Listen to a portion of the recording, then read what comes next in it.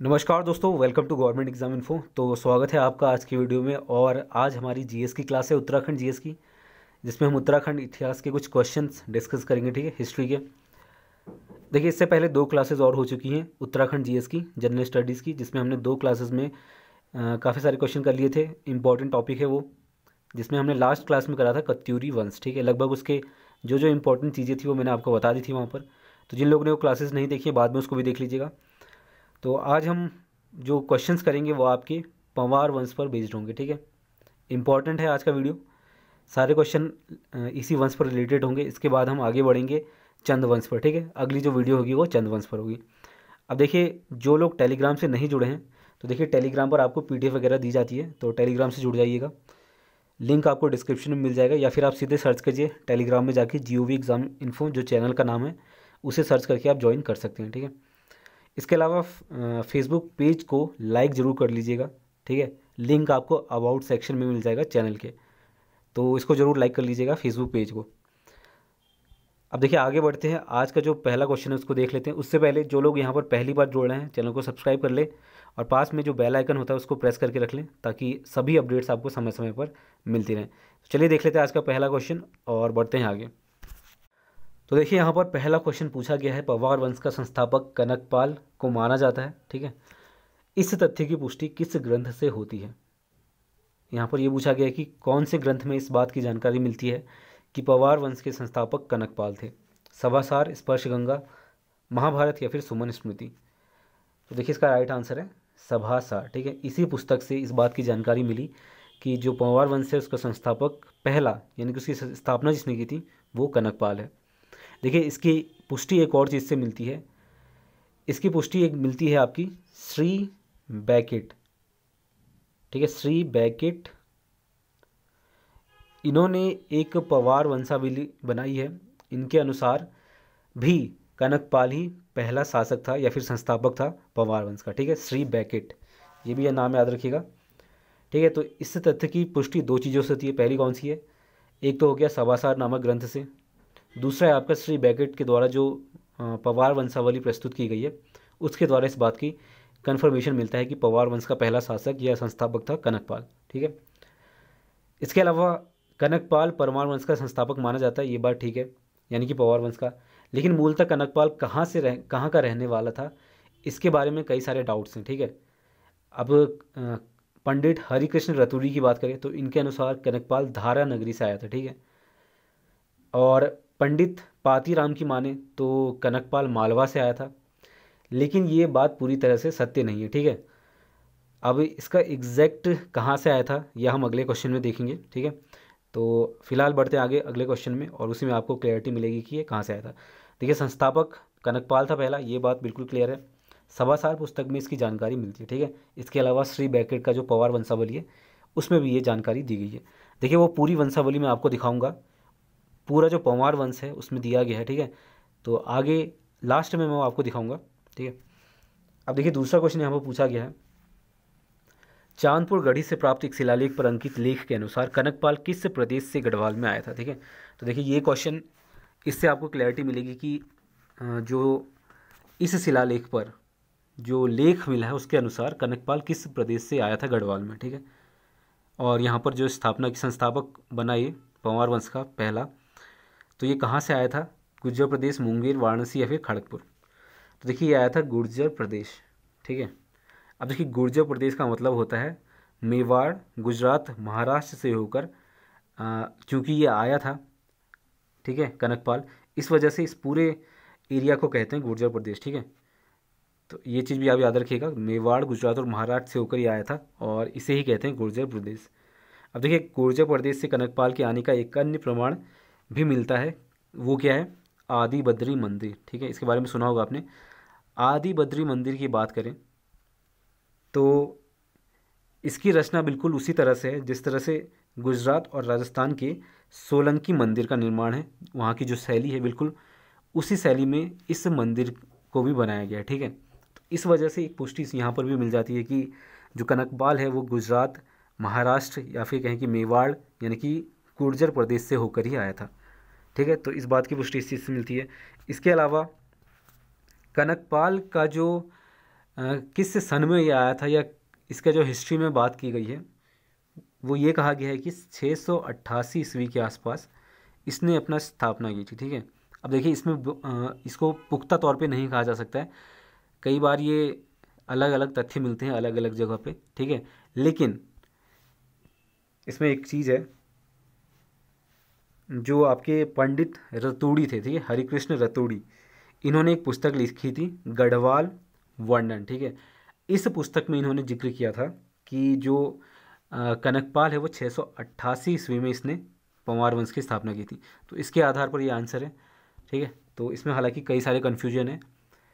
Important यहाँ पर यह है कि जो शिलालेख मिला है उसको एक पुख्ता प्रमाण माना जा सकता है, तो इसके अनुसार कनकपाल जो है वो गुर्जर प्रदेश से होकर आया था। ठीक है, तो ये राइट आंसर है।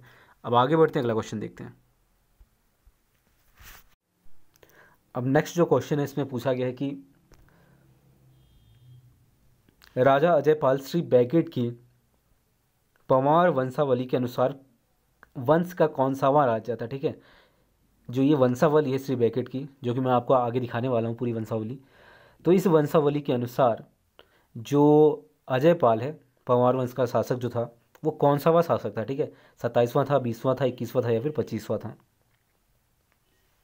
तो देखिए राजा अजयपाल जो था वो 27वां शासक था। ठीक है, इस वंशावली के अनुसार है ये। ठीक है, तो क्वेश्चन अगर इसी तरह से पूछा है तो इसका आंसर है 27वां। हालांकि कई सारे कन्फ्यूज़न है इसमें कि पहले कौन शासक था बाद में कौन हुआ।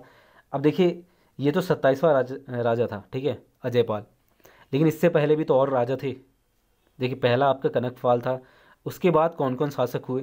तो देखिए इससे पहले के राजाओं की जो जानकारी है इसका कोई भी ऐतिहासिक पुख्ता स्रोत नहीं है। ठीक है, यानी कि एक वैलिड प्रूफ जो होता है वो इसके बारे में कोई भी जानकारी नहीं है। इसी वजह से जो इतिहासकार हैं या लोग हैं वो इस पूरे शासन को, ठीक है, 27वें राजा से पहले जो थे उस काल को कहते हैं आपका अंधकार युग। ठीक है, क्योंकि इसके बारे में बिल्कुल भी जानकारी नहीं है कि कौन शासक था। नाम थोड़े बहुत पता है, इस वंशावली के अनुसार नाम यहाँ पर मिल जाते हैं, लेकिन उनकी कोई जानकारी ऐतिहासिक तौर पर नहीं है। ठीक है, इस वजह से इनका वर्णन ज़्यादा नहीं मिलता है, बिल्कुल नहीं मिलता है, बिल्कुल ना के बराबर है। ठीक है, तो इस वजह से यहाँ पर 27वें राजा का जिक्र मिलता है अजयपाल का। ठीक है, तो इस वंशावली के अनुसार ये 27वां राजा था अजयपाल। आगे बढ़ते हैं, नेक्स्ट क्वेश्चन देखते हैं। अब देखिए अगला जो क्वेश्चन है इसमें पूछा गया है कि राजा अजयपाल के शासन में पवार राजाओं ने पहली बार अपनी राजधानी परिवर्तित कर किस जगह को अपना नवीन अपना नई राजधानी बनाई थी। ठीक है, अब देखिए अजयपाल के शासनकाल में ही यहाँ पर जो ये पवार राजा हैं इन्होंने अपनी राजधानी को चेंज किया था और नई राजधानी बनाई थी। अच्छा देखिए सबसे पहले इनकी राजधानी क्या थी, चांदपुर गढ़ी, तो ये भी आपको मालूम होना चाहिए। अब इन्होंने परिवर्तित करके श्रीनगर को, ठीक है, श्रीनगर को जो है अपना नया राजधानी बनाया था अजयपाल के शासन में। ठीक है, तो अगर इस तरह से क्वेश्चन बने कि अजयपाल के शासन में कौन सी नई राजधानी बनी थी पवार राजाओं की, तो ये श्रीनगर था। ठीक है, और जो पहले कौन सा था, चांदपुर गढ़ी। ठीक है, तो ये 2-3 पॉइंट है। इसके अलावा देखिए अजयपाल ने उस समय अपने शासन में 52 गढ़ियों को जीता था। ठीक है, देखिए गढ़ियों का मतलब होता है ठाकुरों का राज्य। ठीक है, ठाकुराइयों कहते हैं इसको दूसरे शब्दों में। तो उस समय जो अजयपाल था उसने 52 गढ़ियों को जीत कर एक अपना विशाल गढ़ राज्य स्थापित किया था, और गढ़ियों मतलब ठाकुर राज्य को जीत कर किया था। ठीक है, 52 गढ़ियों को, तो ये बात भी याद रखिएगा। हालांकि इसमें भी कन्फ्यूज़न है। ठीक है, कोई पक्के तौर पर ये नहीं कह सकता है कि 52 गढ़ियों की जिक्र सही है नहीं है। देखिए इतिहासकारों के अनुसार माने तो कनकपाल ने भी 12 गढ़ों को अपने अधीन किया था। ठीक है, इसके अलावा पंडित रतूड़ी के अनुसार टोटल यहाँ पर 64 गढ़ियों का जिक्र मिलता है। ठीक है, इसके अनुसार, लेकिन ज़्यादातर मामलों में 52 गढ़ों की जानकारी मिली है। ठीक है, इसी वजह से 52 गढ़ ही माने जाते हैं। ठीक है, जो ज़्यादातर स्रोत हैं उनमें 52 गढ़ों की जानकारी मिली है, तो इसी को माना जाता है, तो इस वजह से हम इसकी बात कर रहे हैं। देखिए हिस्ट्री में काफ़ी सारे कन्फ्यूज़न है क्योंकि पुख्ता स्रोत नहीं मिले, इस वजह से। अब देखिए शिलालेख में जो जानकारी मिलती है उसको एक पुख्ता स्रोत माना जाता है, प्राचीन ग्रंथों में जो जानकारी मिलती है उसको दूसरे नंबर पर एक स्रोत माना जाता है जानकारी का। उसके अलावा कुछ साहित्य हैं जिसमें इतिहासकारों ने कुछ अपनी बातें रखी, कुछ पुस्तकें उसमें जानकारी मिलती है, तो उसके बाद उसको इम्पोर्टेंट माना जाता है। लेकिन इन सभी के आधार पर ज़्यादातर जो जिक्र मिलता है वो 52 गढ़ों का ही मिलता है, ठीक है। तो क्वेश्चन क्या था हमारा? क्वेश्चन ये था कि जो राजधानी है, नवीन राजधानी, वो अजय पाल के शासन में क्या किस जगह बनाई गई थी? तो ये श्रीनगर है, ठीक है। आगे बढ़ते हैं, अगला क्वेश्चन देखते हैं। अब देखिए अगला जो क्वेश्चन है इसमें पूछा गया है कि पवार वंश का 42वां शासक कौन था, ठीक है। सुंदरपाल, विजयपाल, सहजपाल या फिर हसदेवपाल। तो जो 42वां शासक था वो था सहजपाल, ठीक है। अब देखिए अजय पाल के बाद भी कुछ शासक हुए थे, ठीक है, जो कि जिनके नाम यहाँ पर मिले हैं, जैसे कि कल्याण शाह हो गया, सुंदरपाल, हसदेवपाल, विजयपाल, ये सभी अजय पाल के बाद हुए थे। लेकिन इनकी जो पुख्ता जानकारी है, जैसा कि मैंने आपको बताया था, अपर्याप्त है, ठीक है, पूर्ण नहीं है। लेकिन जो 42वां शासक है सहजपाल, इसकी जानकारी मिली है, ठीक है। सहजपाल जो था वो 42वां शासक था, और इस जानकारी के अनुसार जो इसका शासनकाल था सहजपाल का, वो था आपका 1548 से 1575, ठीक है। तो ये शासनकाल माना जाता है आपका सहजपाल का, ठीक है। तो इसको भी याद रखिएगा। आगे बढ़ते हैं, अगला क्वेश्चन देखते हैं। तो देखिए यहाँ पर अगला जो क्वेश्चन है उसमें पूछा गया है कि राजा सहजपाल के पश्चात गढ़वाल का सिंहासन किस राज्य को प्राप्त हुआ? माफ़ कीजिएगा, ये इसको ठीक कर लीजिएगा, किस राजा को प्राप्त हुआ, ठीक है, किस राजा को प्राप्त हुआ, ये आपको बताना है। तो ये कल्याण शाह है, बलभद्र शाह है, जगतपाल है या फिर भूदेवपाल है। उसका राइट आंसर क्या है? बलभद्र शाह को सहजपाल के पश्चात गढ़वाल का सिंहासन मिला था, ठीक है। अब देखिए इनके शासनकाल की बात करें बलभद्र शाह की, तो ये है आपका 1575 से लेकर 1591, ठीक। अब देखिए ये जो शासनकाल है ये संभावित है, अजय पाल का भी संभावित है, सहजपाल का भी संभावित शासनकाल है। तो जितने भी शासनकाल है ये पुख्ता तौर पर इसकी जानकारी नहीं मिलती है, ठीक है। 100% कोई भी नहीं कह सकता है कि इस सन में इन्होंने राजगद्दी संभाली और यहाँ इस सन तक यहाँ पर शासन किया, पक्के तौर पर नहीं है। लेकिन जो अभिलेख मिले हैं, शिलालेख मिले हैं, जो पुस्तकें हैं प्राचीन, उसके अनुसार जो जानकारी मिली है उसके अनुसार बलभद्र शाह का जो शासनकाल था वो था 1575 से लेकर 1591, ठीक है। तो क्वेश्चन आएगा तो इसी तरह से आएगा, ठीक है। तो इसमें कन्फ्यूज होना नहीं है, सिंपल जो चीज़ें हैं, जो पुख्ता चीज़ें हैं उसी पर क्वेश्चन बनेगा, ठीक है।